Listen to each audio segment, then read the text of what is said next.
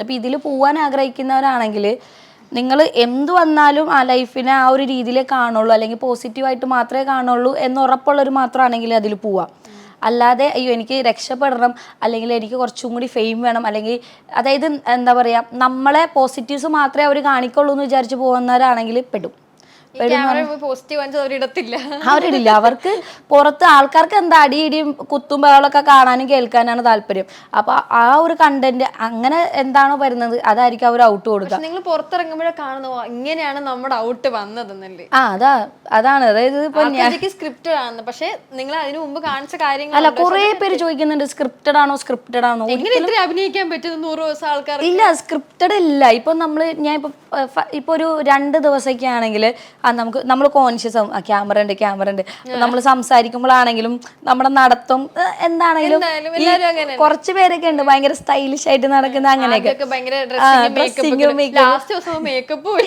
Last ദിവസം അപ്പൊ തലയൊക്കെ ചോറ് പ്രാതടിച്ചിങ്ങനെ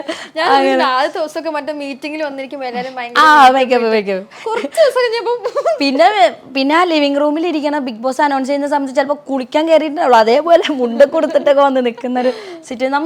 നമ്മൾ ടോട്ടലി ക്യാമറ ഉണ്ടെന്നുള്ളത് നമ്മൾ മറന്നുപോകും.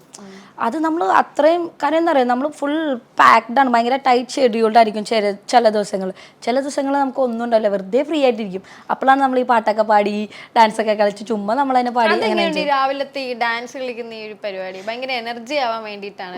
എനർജി ആവാൻ വേണ്ടി ആക്ച്വലി നല്ലതാ. ഞങ്ങൾ ഈ പവർ റൂമിൽ ഉണ്ടായിരുന്ന സമയത്ത് ഞാൻ എല്ലാവരോടും പറയും, നിങ്ങൾ കൃത്യം സമയത്ത് പാട്ട് വരുന്ന സമയത്ത് എല്ലാവരും ഫ്രണ്ടിൽ വേണം. കാരണം എന്ന് പറഞ്ഞു കഴിഞ്ഞാൽ നമ്മൾ കുറച്ച് എന്തെങ്കിലും വർക്കൗട്ട് എന്തെങ്കിലും ആക്ടിവിറ്റി ചെയ്യുമ്പോൾ നമ്മളുടെ ആ ഒരു ദിവസം കുറച്ചും കൂടി എനർജറ്റിക് ആയിട്ട് ഇരിക്കും. ഇത് പാതിരാത്രി എപ്പോഴും വെളുപ്പാങ്കാലത്തായിരിക്കും കിടന്നുറങ്ങുന്നത്. നമ്മൾ ടൈം അറിയുന്നില്ല അതിൻ്റെ അകത്ത്. 2 മണിക്കോ 3 മണിക്കൊക്കെ ആയിരിക്കും കിടന്നുറങ്ങുന്നത്. വാച്ച് ഒന്നുമില്ല, വാച്ച് പോയിട്ട് ഒന്നും അലോഡല്ല. ഞങ്ങൾ വാച്ച് അലോഡാണെന്നാ വെച്ചു, കാരണം സമയം നോക്കണ്ടേ.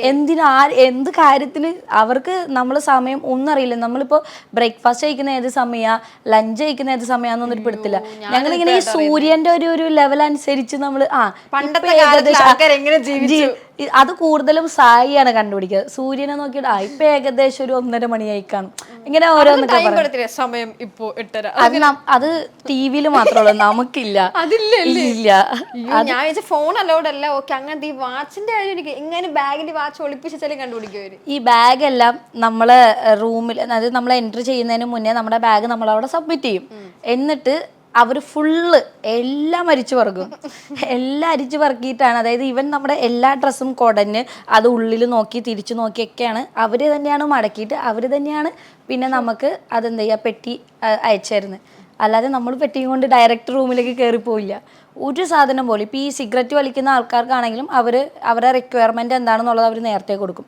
അപ്പോൾ സിഗരറ്റിൻ്റെ ഒരു ഇത് അവർ ഓരോ ടൈമിന് അങ്ങനെ കൊടുക്കും. പിന്നെ മരുന്ന്, ഈ പ്രഷറിൻ്റെ ഗുളിക കഴിക്കുന്നവർ, അങ്ങനെ മരുന്ന് കഴിക്കുന്നവരുണ്ടാവും. അതും അവർ എന്താ പറയുക, അവരാണ് കൊണ്ടുവന്ന് കൊടുക്കുന്നത്. നമ്മളൊന്നും ക്യാരി ചെയ്യില്ല.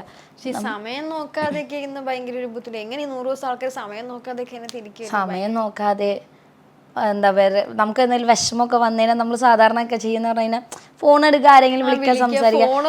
അതെ, ഞാൻ ഒക്കെയാണെന്ന് പറഞ്ഞാൽ ഇനി വണ്ടി എടുക്കും, നേരെ പോവും, പുറത്തു പോകും, കാറ്റുകളും തിരിച്ചു വരും. ഇതൊന്നും അതിൽ പറ്റൂല.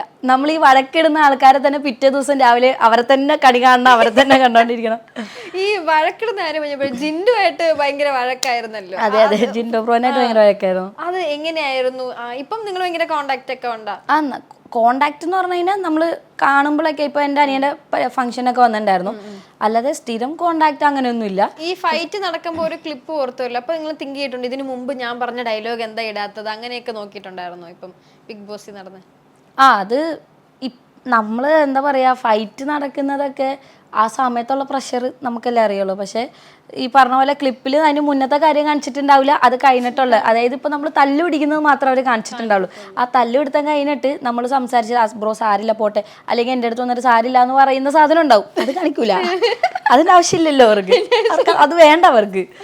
അങ്ങനെ പിന്നെ അങ്ങനെ പക്ഷെ അതൊരു ഗെയിം ഷോ ആണ്, അതൊരു റിയാലിറ്റി ഷോ ആണ്. ആൾക്കാരാണ്, അതായത് നമ്മൾ അതൊക്കെ വിട്ടു, ലൈക്ക് അതൊരു ഗെയിമാണ് കഴിഞ്ഞു. പക്ഷെ പുറത്തുള്ള ആൾക്കാർ ഇപ്പോഴും ഗെയിം കളിച്ചോണ്ടിരിക്കാന്ന്.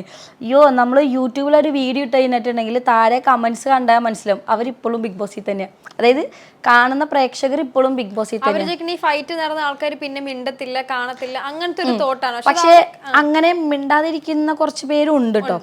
അത് അത്രയും അവർക്ക് പേഴ്സണലി ഭയങ്കരമായിട്ട് ഹേർട്ടായിട്ട് മിണ്ടാതിരിക്കുന്നുണ്ട്. പക്ഷെ അവരോടും എനിക്ക് പറയാനുള്ളതെന്ന് പറഞ്ഞു കഴിഞ്ഞാൽ അതിൻ്റെ അകത്ത് അതൊരു റിയാലിറ്റി ഷോ മാത്രമാണ്.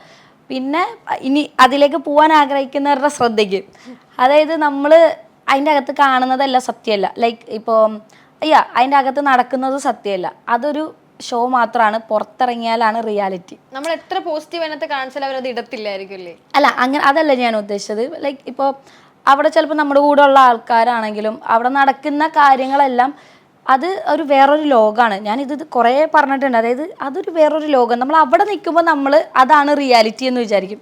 പക്ഷേ പുറത്ത് വരുമ്പോഴാണ് ശരിക്കും പുറത്തുള്ള ലോകമാണ് റിയാലിറ്റി.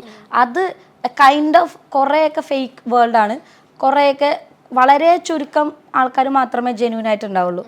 ബാക്കിയൊക്കെ അങ്ങനെ. ഈ ബിഗ് ബോസിൽ പോകാൻ നിൽക്കുന്ന ആൾക്കാർ നമുക്ക് എല്ലാവർക്കും ഒരു തോട്ടാണ് എങ്ങനെ അവിടെ നമുക്ക് 100 ദിവസം നിൽക്കാം. അപ്പൊ എന്ത് ചെയ്യണം? ഇപ്പൊ മിണ്ടാതെ നിൽക്കണോ, റിയാക്ട് ചെയ്യണോ? ഓവർ റിയാക്ട് ചെയ്താലും പുറത്ത് പോകും. നമ്മളെ എന്തൊക്കെ ചെയ്യണം എന്നാണ് എൻ്റെ അടുത്ത് പേഴ്സണലി ചോദിക്കുകയാണെങ്കിൽ ഞാൻ പറയും, നിങ്ങൾ നിങ്ങളായിട്ട് നിന്നാൽ മതി. നിങ്ങൾ നിങ്ങളായിട്ട് നിന്ന് കഴിഞ്ഞിട്ടുണ്ടെങ്കിൽ അപ്പോൾ അതിലൊരു ജെന്യൂനിറ്റി ഉണ്ടാവും. അത് ഇഷ്ടപ്പെടുന്നവരാണെങ്കിൽ, ജെന്യൂൻ ആയിട്ടുള്ള ആൾക്കാർ ഇഷ്ടപ്പെടുന്നവരാണെങ്കിൽ നമുക്ക് അവിടെ കൂടുതൽ നല്ല നിൽക്കാൻ പറ്റും. പിന്നെ ഇനിയിപ്പോൾ നമ്മൾ ഇപ്പോൾ കുറേ ആൾക്കാരുണ്ട് ഭയങ്കര സൈലൻ്റ് ആയിട്ടുള്ള ആൾക്കാർ, ഇൻട്രോവേർട്ട് ആയിട്ടുള്ള ആൾക്കാരുണ്ട്. നിങ്ങളങ്ങനെ നിന്നു. പക്ഷെ അതിൻ്റെ അകത്ത് കഷ്ടപ്പെടും. അതിൻ്റെ അകത്ത് കഷ്ടപ്പെടും എന്ന് പറഞ്ഞിട്ടുണ്ടെങ്കിൽ ഇപ്പോൾ നമ്മൾ തല്ലുപിടിക്കുക, അപ്പോൾ വേറൊരാൾ വന്ന് ഇടപെട്ടില്ല, ഒന്നും മിണ്ടാതെ ഒരു സൈഡിൽ, കാരണം അയാൾ ചെയ്യുന്ന കറക്റ്റാണ്, അയാൾ ഇടപെടേണ്ട കാര്യമില്ല, ഇത് നമ്മൾ തമ്മിലുള്ള പ്രശ്നമാണ്. അപ്പോൾ വേറൊരാൾ ഇടപെടേണ്ട കാര്യമില്ല. പക്ഷെ എല്ലാവരും പറയും നീ ഭയങ്കര സൈലൻ്റ് ആണ്, നീ ഒന്നിനും ഇടപെടുന്നില്ല, നീ ഒന്നും മിണ്ടുന്നില്ല. പക്ഷെ അയാളെ നോക്കുമ്പോൾ ഞാൻ തേങ്ങയൊക്കെ ഇടപെടുന്നത് എന്നുള്ളതാണ്. പക്ഷെ അതിൻ്റെ ആവശ്യമില്ല എന്ന് വരും. പക്ഷെ അവിടെയാണ് പ്രശ്നം വരുന്നത്. അപ്പോൾ അവർ നോമിനേറ്റ് ചെയ്യും, ഇയാളൊന്നിനും ഇടപെടുന്നില്ല, ഒരു കാര്യം ചെയ്യുന്നില്ല, ഭയങ്കര സൈലൻ്റ് ആണ്.